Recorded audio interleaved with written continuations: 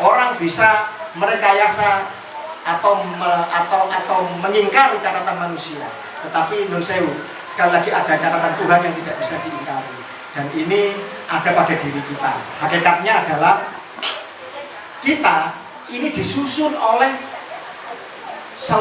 tubuh kita, disusun oleh seluruh materi leluhur kita, dari Nabi Adam, Ibu Hawa sampai ke bawah menjadi kita. Demikian juga kita berarti punya satu kode yang presisi. DNA kita itu kayak misalkan Imam Ali FJ1 FGC 10500. Nah, ada kode namanya fingerprint atau kode kode sidik jari yang ini melekat pada manusia. Misalkan Abah Sultan, nanti bisa diketahui apa kode DNA untuk Abah Sultan yang ini akan diwariskan kepada seluruh keturunannya ke bawah ila yaumil qiyamah, orang baik laki maupun perempuan.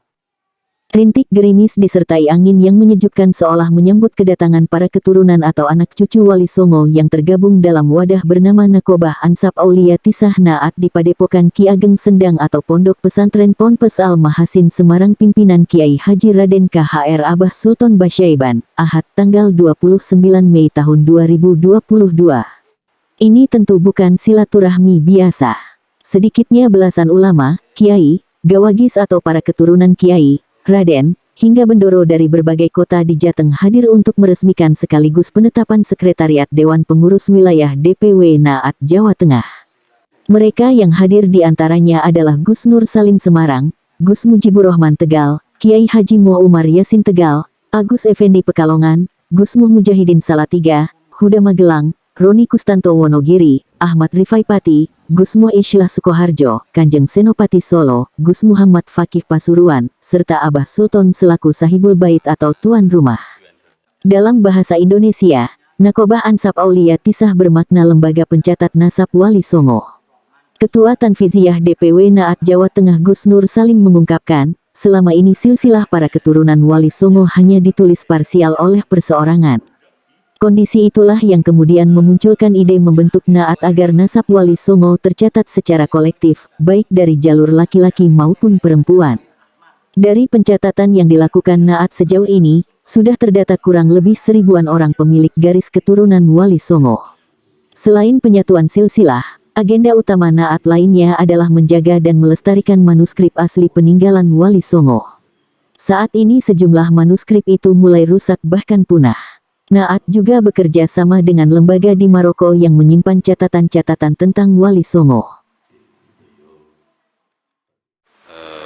Naat itu singkatan atau kependekan dari Nakobah Ansab Aulia Tisah.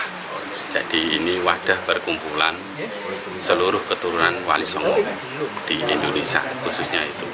Juga ada beberapa dari keturunan raja-raja Jawa atau raja di Nusantara ini juga bisa tergabung di Naat, karena memang sebagian besar raja-raja Jawa atau Nusantara itu anak turunnya juga meninggal dengan keturunan Wali Songo itu.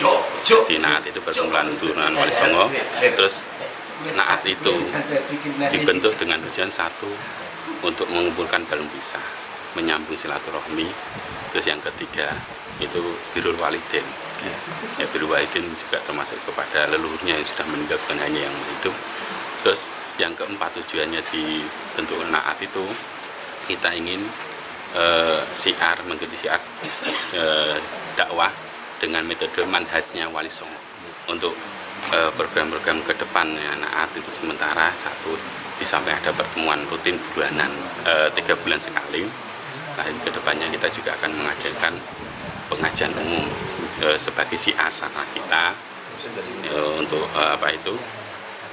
membudayakan manjanya Wali Songo itu. Nanti kita juga akan membangun ekonomi kreatif. Jadi nanti masing-masing dari kita yang mempunyai usaha bidang apapun, kita bisa sharing, bisa berbagi, bisa meningkatkan perekonomian khususnya di anggota Naat intern, lebih luasnya kepada seluruh umat Islam di Indonesia. Iya, jadi Naat itu sudah diresmikan, sudah diresmikan oleh Wapres Ma'ruf Amin itu tanggal 5 Januari tahun 2020 di Bangkalan. Jadi kepengurusan pusat di Bangkalan, tapi sudah ada kepengurusan di DPW Jawa Timur, DPW Jawa Tengah, Kalimantan Barat sudah ada. Ini menyusul DKI dan Jawa Barat.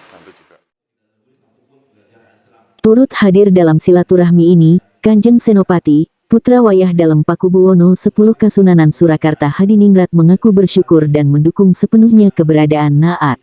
Baginya, Naat menjadi penting untuk menjalin silaturahmi, menyatukan persepsi, visi dan misi dalam ukhuwah berdasar akidah Ahlussunnah wal Jamaah, terutama dari trah-trah atau garis keturunan Wali Songo.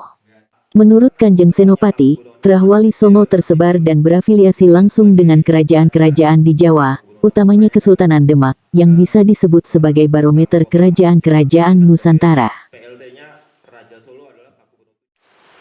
Alhamdulillah saya diundang di acara ini, di acara Naat dalam rangka ada silaturahmi antar juriyat para keturunan Wali Songo yang mereka adalah para ahli waris yang meneruskan perjuangan para Wali Songo, yang mereka ternyata dari terah-terah yang menurunkan kerajaan-kerajaan. Jadi kerajaan-kerajaan itu ada yang menurunkan dari awal, dari kerajaan Raden Patah, kerajaan Sultanan Demak, kemudian turun ke Pajang, kemudian turun ke Mataram.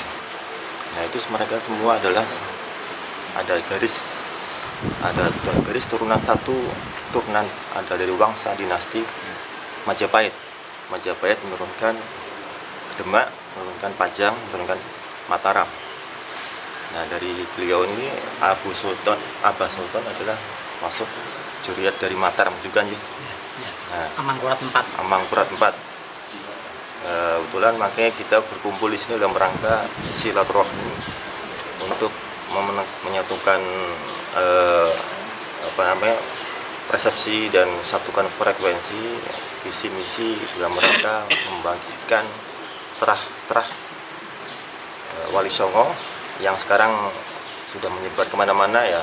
Ada dari terah itu, ada terah dari Mataram, ada terah dari Mataram ada 2 dari Solo dan Jogja, dan ini kita kebetulan berkumpul di sini dari berbagai macam terah yang sudah ada. Mereka menurunkan dari garis keturunan Wali Songo, semua pasti dari Demak, semua Kesultanan Demak.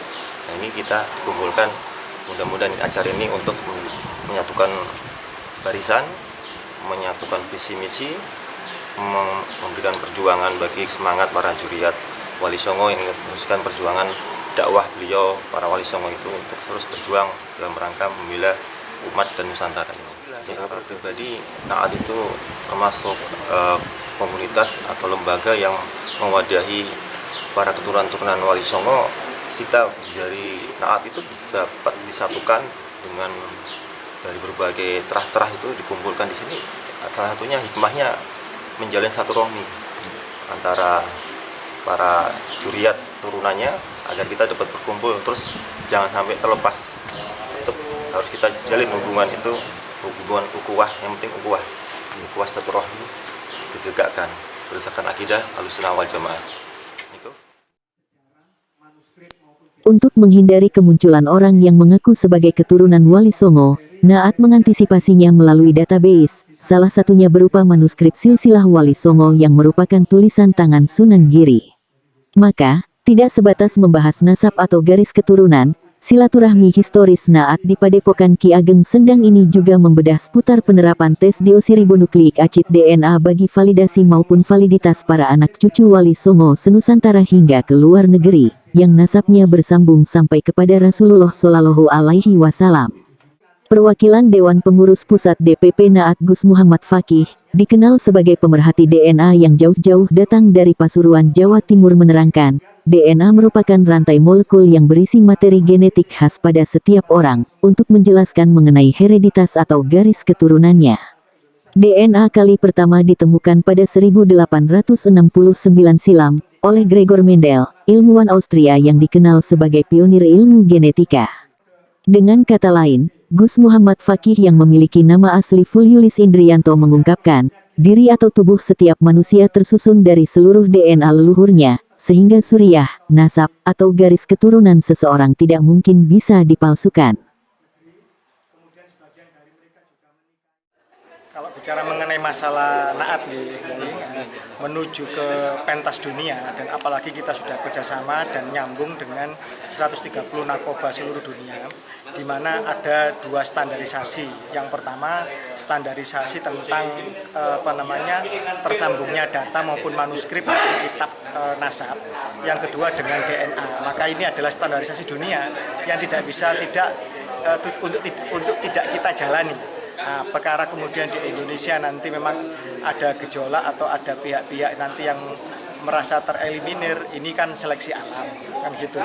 Jadi kita kembali ke aturan dasar bahwa siapa saja yang mengaku keturunan Nabi Muhammad nanti harus terbukti satu secara data, dan kitab itu harus klop dengan data manuskrip dunia, yaitu Sadatul Asrof, Mahkamah keturunan Rasulullah seluruh dunia. Yang kedua, haplogrupnya harus J1, di mana kalau Sayyidina Hasan itu FGC 8702, kalau Sayyidina Husain FGC 30416 dengan seluruh mutasi keturunannya. Demikian. Mengenai masalah keragaman DNA di Indonesia ini memang luar biasa. Saya yakin bahwa kalau mau dites DNA beneran, maka bercampurnya sadah Sayyid maupun Syarif, baik Al-Hasani maupun Al-Husain di Indonesia di masa silam, dengan tidak menerapkan perkawinan yang kafaah di mana berbaur, ya kan. Ini saya yakin bahwa keragaman genetika memang seperti yang dibilang oleh Kanjeng Habib Lutfi, bahwa 70% itu Sayyid di Indonesia memang masih belum terdeteksi, masih belum terkoordinir dengan baik maupun terungkap. Jadi saya yakin seperti itu. Tuan rumah sekaligus Mustasyar DPW Naat Jawa Tengah, Abah Sultan Basyaiban yang masih memiliki garis keturunan Amangkurat keempat menegaskan, Naat merupakan media silaturahmi untuk persatuan dan kesatuan dalam keterkaitan meneruskan perjuangan Wali Songo dan menjalankan syariat Islam. Abah Sultan juga berpesan kepada seluruh anak cucu keturunan Wali Songo dan Keraton untuk senantiasa memberikan dukungan dan menjaga keutuhan Negara Kesatuan Republik Indonesia NKRI. Mana dengan adanya berkumpulnya saudara-saudara sedulur dari Trah Wali Songo, saya merasa bangga dan alhamdulillah bisa kumpul bersama, memohon, meminta, nguri-nguri budaya ataupun pelajarannya Wali Songo yang harus kita lestarikan, bagaimana untuk membangun umat ini sesuai menjalankan programnya Rasulullah SAW tentang syariat Islam. Saya hanya menggarisbawahi, mari kita bersama-sama, mari kita ciptakan kerukunan dengan dalih bersama-sama. Apabila ada kegiatan, kita harus bagaimana untuk meluangkan waktu, jangan sampai apa yang sudah kita tentukan nantinya jangan sampai keterlambatan dan semua itu programnya yang jelas, terutama adalah bagaimana kita untuk menciptakan kerukunan. Hanya itu aja. Niat insun bismillah, bagaimana program kita adalah untuk melestarikan budaya, bagaimana untuk meneruskan perjalanan yang kita Wali Songo dan Trah, ada Mangkunegaran, ada Pajang, ada Mataram, dan ada Hamengkubuwono yang di Jogja. Begitu aja. Ditetapkan pada tanggal 19 Oktober tahun 2021, susunan kepengurusan DPW Naat Jawa Tengah masa khidmat tahun 2021 sampai tahun 2026 meliputi Mustasyar, Syuriah, dan Tanfiziyah, serta dilengkapi beberapa bidang atau lembaga. Selengkapnya, Ketua Mustasyar DPW Naat Jawa Tengah Kiai Haji Ubaidillah Sodakoh, didampingi sejumlah anggota, Kiai Haji Taj Yasin Maimun, Kiai Haji Raden Abah Sultan Basyaiban, Kiai Haji Muh Umar Yasin, dan R. Sujono. Selanjutnya, Ketua Syuriah Gus Muh Mujahidin dan Sekretaris Kiai Haji Khidir Kurdi. Adapun Ketua Tanfiziyah DPW Naat Jawa Tengah Gus Nur Salim, Wakil Ketua Gus Ahmad Dabas, Sekretaris Gus Muhammad Toha, Wakil Sekretaris Gus Arifin, Bendahara Ustaz Abdul Jawad, dan Wakil Bendahara Gus Mualif Handoyo. Sekretariat DPW Naat Jawa Tengah ditetapkan menempati alamat di Padepokan Ki Ageng Sendang atau Ponpes Al Mahasin, Jalan Kiai Haji Abdullah Sajat RT 02 RW 01, Kelurahan Sendangguwo, Kecamatan Tembalang, Kota Semarang.